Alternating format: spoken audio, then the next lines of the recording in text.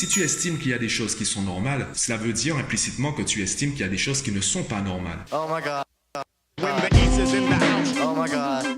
When the East is in the house. Oh my God.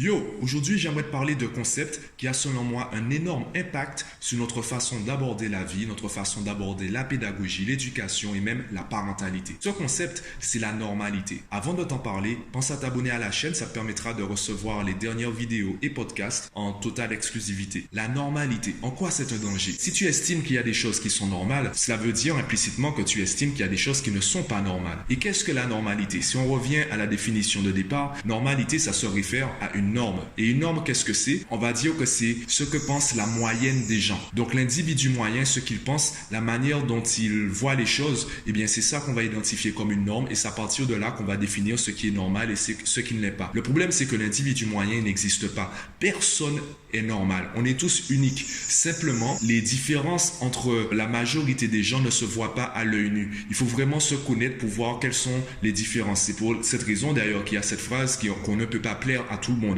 Il y a forcément des personnes avec qui nos différences seront tellement grandes. Ces personnes vont pour nous sortir des normes. Donc elles seront anormales ou simplement différentes. Tout dépend de ta personnalité, de ta façon de présenter les choses. Quel est le problème de la normalité de notre, par exemple, dans l'éducation ou même dans la parentalité? On va s'attendre à un certain comportement de la part de l'enfant. Je prends un exemple très simple. On va prendre l'exemple de l'addition. Je réalise ce podcast, je suis en Guadeloupe, donc je prends un exemple qui est concret en Guadeloupe. Imaginons qu'on apprend l'addition à travers les mangues. On va utiliser les mangues pour faire comprendre l'addition à un enfant. Si je présente un jeune Guadeloupéen, si je lui dis 2 mangues plus 3 mangues, comme il sait ce que représente une mangue, il pourra dire que cela fait 5 mangues. Par contre, si je pose la question à un Japonais, quoique au Japon ils connaissent les mangues, prenons l'exemple, disons d'un Russe, un enfant russe.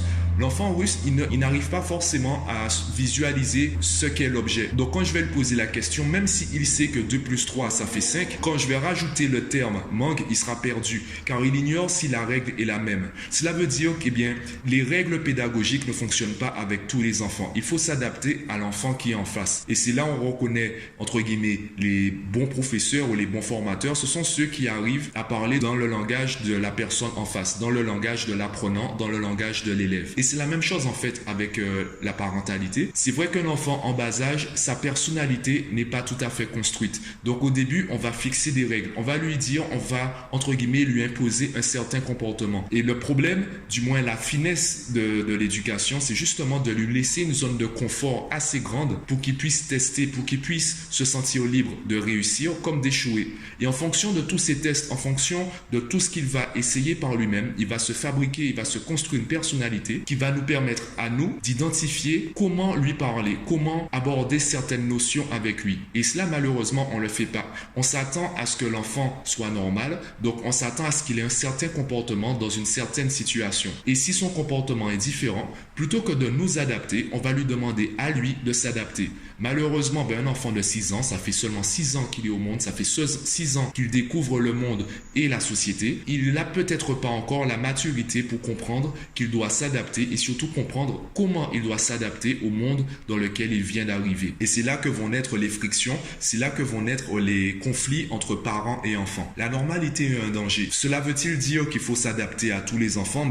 On le voit dans les classes surchargées, les classes de 30 dans les écoles publiques, c'est assez compliqué. C'est pour cette raison qu'il y a beaucoup d'élèves qui n'aiment pas certains profs parce qu'ils ne comprennent pas. C'est juste que le professeur n'a pas le temps ou n'a pas les moyens de personnaliser l'enseignement à chacun des élèves. C'est pour cette raison que je dis que les élèves ne doivent plus dépendre des professeurs. Cela leur permet d'avoir une autre source de connaissances qui peut être plus adaptée à leur façon d'aborder la vie. Et c'est aussi pour cette raison d'ailleurs que les autistes sont aussi marginalisés, pour ne parler que d'eux. Les autistes sont marginalisés, pourquoi? Parce qu'ils sortent de notre définition de la norme et de la normalité.